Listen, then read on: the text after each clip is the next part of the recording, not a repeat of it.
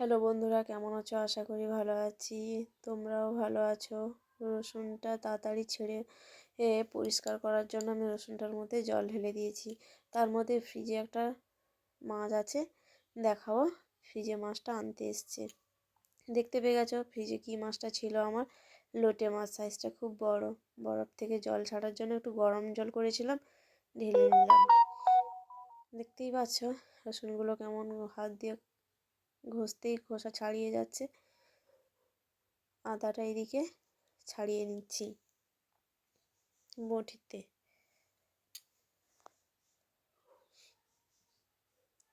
তারপর পেঁয়াজগুলো এক এক করে ছাড়িয়ে নিচ্ছি। এই বছরের মতো পেঁয়াজের সস্তা কোনো বছরই হয় না। এবছর খুব পেঁয়াজ খাওয়া হচ্ছে আমাদের, বুঝেছো? কারা আমার মতন বেশি বেশি করে পেঁয়াজ খাচ্ছ একটু বলবে তো। টমেটোটাও কেটে নিয়েছি, পেঁয়াজগুলো ছেড়ে কুচিয়ে নিয়েছি। টমেটো, আদা, রসুন, কাঁচা লঙ্কা মশলার জন্য করে নিয়েছি। আর এইদিকে আলুগুলো ছাড়িয়ে নিচ্ছি। দেখো, এক করে আলুগুলো ছাড়িয়ে নেব, কারণ একটু লোটে মাছটার মধ্যে আলু দেব। বাঙালি তো আলু ছাড়া একদম খাওয়ার একদম মুখে যায় না। আলুটা তো মাস্ট থাকতেই হবে।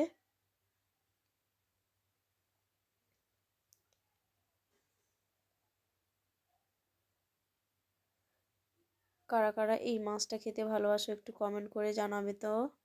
আর কে কোথা থেকে দেখছো একটু প্লিজ কমেন্ট করবে। আর আমার রান্নাটা যদি ভালো লাগে তোমাদের, লাইক, কমেন্ট, শেয়ার, সাবস্ক্রাইব করে পাশে থেকো। কমেন্ট করতে ভুলো না কিন্তু। শেষ পর্যন্ত দেখতে থাকো কেমন করে রান্নাটা হয়।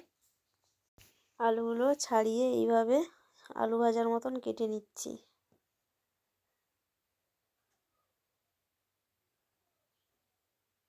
আলু না খেলে মনে হয় যেন কিছুই খাইনি ভাতের মধ্যে। যতই আমাদের শাক সবজি থাকুক না কেন, আলুটা মোটামুটি দরকার, তাই না বন্ধুরা? আলুটা কেটে জলের মধ্যে ফেলে দিয়েছি কিছুটা, আর কিছুটা হাতে ছিল। ভালো করে পরিষ্কার করে ধুয়ে নিলাম, জলের মধ্যে ফেলে দিয়েছি। দেখাচ্ছি তোমাদের কেমন সরু সরু ঝুরি ঝুরি করে কেটে নিয়েছি। উনুনের মধ্যে রান্না করব, তার জন্য উনুনের মধ্যে জ্বালানি দিয়ে একটা ফলের তেলের প্যাকেট দিয়ে উনুনটাকে ধরিয়ে নিচ্ছি। কারণ আমরা গ্রামেরই মানুষ, উনুনে রান্না করতেই তো ভালোবাসি। আর উনুনে রান্না করলে সত্যি, উনুনের রান্না, শিলের মশলা করা, সত্যি খাওয়াটাই আনন্দ। শিলের মধ্যে মশলা করব। ওদিকে আমি ভাতের হাঁড়িটা বসিয়ে দিয়েছি, যেহেতু ভাত হবে। হাঁড়িটা বসিয়ে দিয়েছি। মশলা এদিকে আমার হয়ে গেছে। আদা আর কাঁচা লঙ্কাটা শিলের নোড়ার মধ্যে বেটে নিয়েছি।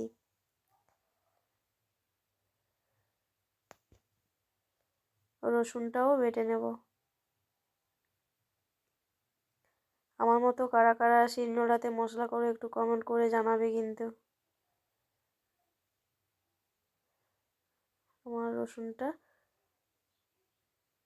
পেস্ট করে নিলাম শিলনোড়ার মধ্যে। এদিকে আমার ভাতটাও হয়ে গেছে, ভাতটা আমি গড়িয়ে নিচ্ছি।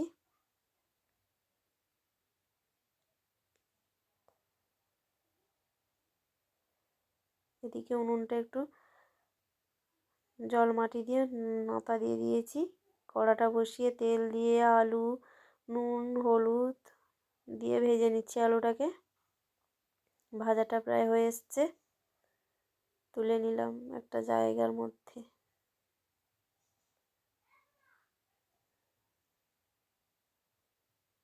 আর তার মধ্যে আর একটু তেল দিয়ে দিলাম।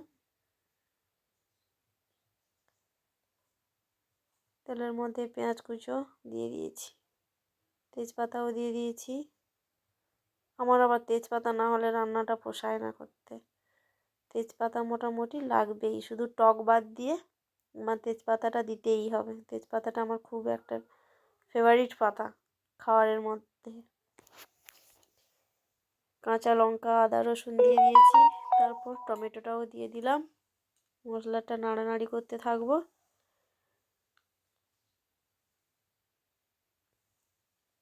টমেটোটা দিতে মশলা থেকে জল বেরিয়ে গেছে।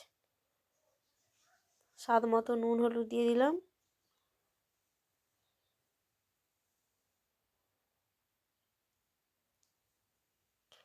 তোমরা যে যেমন লঙ্কা খাবে তেমনি করে দেবে। আমি আমার মতন করে ঝালটা দিয়ে দিলাম। লাল লঙ্কার গুঁড়ো বাজার থেকে কিনে নিয়ে আসা, ভেজে রাখা আলুটাও মশলার মধ্যে দিয়ে দিলাম। সাইজটা দেখেছো লোটে মাছটার?